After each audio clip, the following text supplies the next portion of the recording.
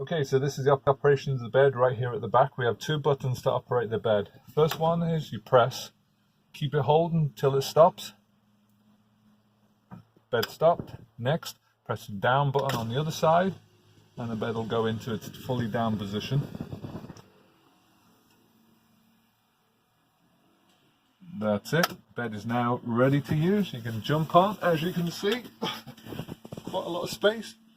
Two people, nice and comfortable, and I'm 6'2", and if you look, I can't even, I got 2 inches of room there and 2 inches of room here, so there's plenty of space at the bed. You might want to close the curtain so nobody sees you. And to put the bed back up, do the complete opposite.